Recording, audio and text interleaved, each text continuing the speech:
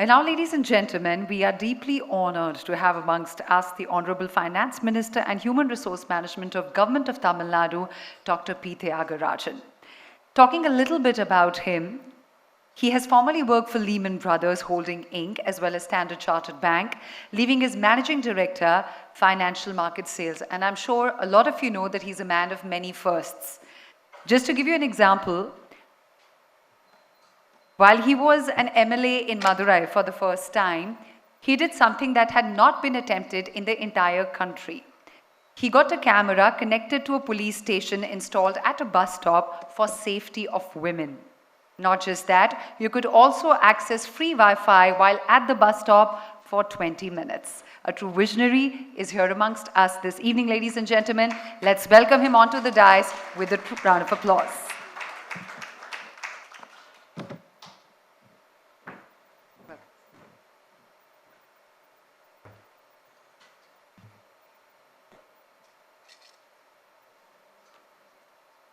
The Honorable Justice A.K. Patnaik, Mr.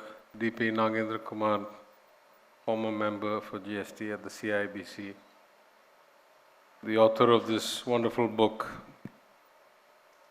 Shri Shailendra Kumar, ladies, gentlemen, my friends, thank you very much for inviting me to this very happy occasion and for allowing me to participate with such dignitaries in this book release. I'll start where Justice Patnaik started.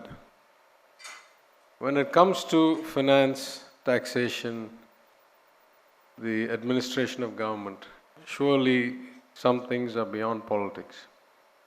We all come to public service for the sake of improving the life of citizens.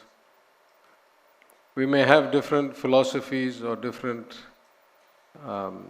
views of what is optimal, what we think will have the greatest impact or the least cost or the least burden. But the ambition stays the same. And for all those ambitions, whether left or right, whether of one particular party or another, we all agree that raising finances for the government, raising revenues for the government, in a just and equitable way is the basis of all government planning, spending, programs, implementation.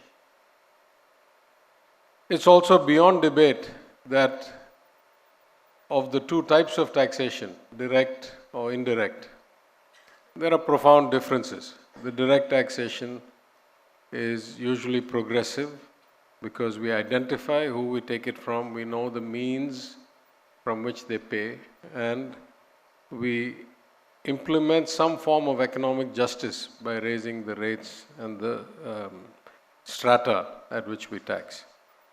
Whereas a lot of indirect action, at least the most of it that we see, indirect taxation, is inherently regressive because they're point of sale taxes. We don't know who we collect it from, and we're very, very sure across the world that the bulk of poorer people's revenue or assets get spent in taxable ways. Poorer people spend a greater part of their assets or income on taxable goods and services than rich people who otherwise do investment or asset management or things like that. So as Justice Patnaik said, if we are interested in fairness, in equity, in optimization, in efficiency, then in India we have some unique kind of scenarios. The first I'll mention in passing, though it's not particularly relevant today.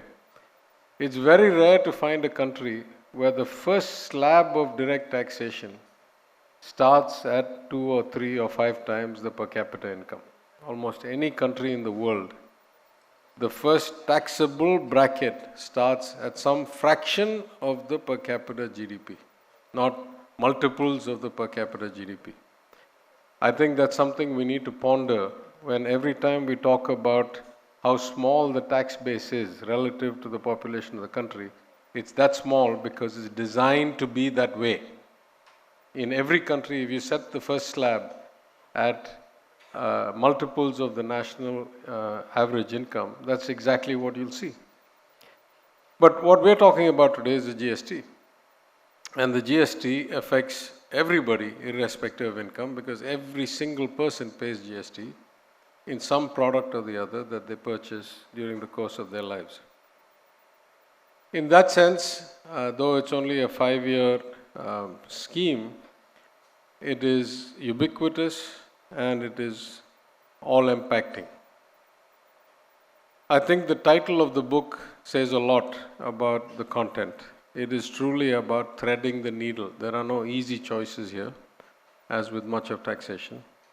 It is a question of optimizing in difficult circumstances.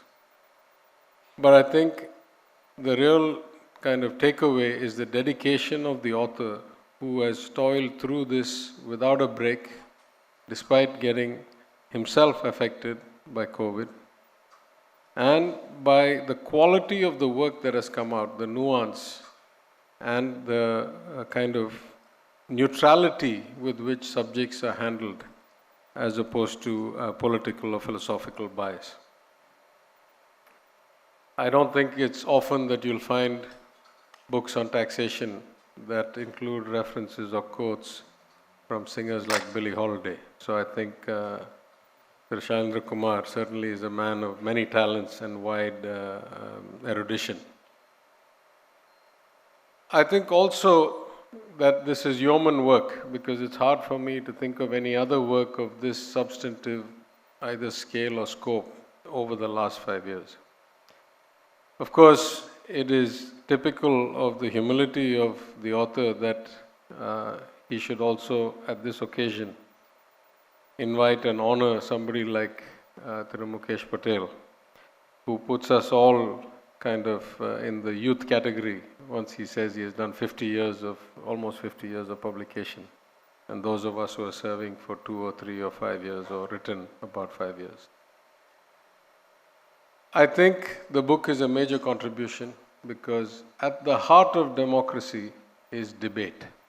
We need multiple voices, multiple views to be heard, to engage in informed debates free of invective. Only then we can arrive at optimal solutions. And in politics, it's important to have a philosophy, a view of the world. You know, opportunism, people switch parties, do many things. At least for some of us, we come to politics with a core ideology, a reason why we do what we do. But even that, I would say that till you deliver results, all philosophies are relatively to be evaluated with the same kind of smell test. Only when we deliver outcomes do we really get to validate whether our philosophy that drove our planning, our strategies, our schemes, our laws actually have been of impact and help to the people. In that sense, when you take something like the GST, we may have many different views of its kind of scope, its ambition, its design, its execution. But very often in life, it's not the decision that you make that is the most important thing. It's what you do after you make that decision, and how well you implement that system, how well you follow through on that decision, and whether you deliver the outcomes for it. In that sense, I would say that my great concern about the GST, running till today, I may have many different perspectives on whether it was well designed, whether it was over ambitious, whether it was of the right scope, whether it was executed properly on the first day. All that aside, we are where we are today. Today, are we dedicating the right amount of resources, human and in terms of technology and analytics? Are we moving this to its best possible state? I have sincere concerns about that, right? If you look at how often the council meets, or how committees deliver reports and what timing we get to, I must say there's a lot of room for improvement, relative at least to the professional career that I came from. Don't get me wrong. I say the council functions with full decorum, I say that everybody comes to the council informed and debates happen in a meaningful manner. I have no political or kind of personal complaints about how the GST Council functions, but I do think that we could be implementing this a lot better with a lot more resources and a lot more diligence and attention than we spend today. For example, the council is supposed to meet every 3 months, but it doesn't. For example, there are many groups of ministers or subcommittees which have been formed that are not quite executing or in fact meeting when they should. So I won't go too far down that path. I see my time is coming to an end. Let me just congratulate again to Shailendra Kumar. I think this is yeoman work. I think GST will continue to be at the core of our discussions about fairness, about revenue management, about equity. And in that sense, I look forward very much to the ongoing debates that should ensue out of this very readable and very useful book. And I congratulate him again and I thank all of you. Thank you.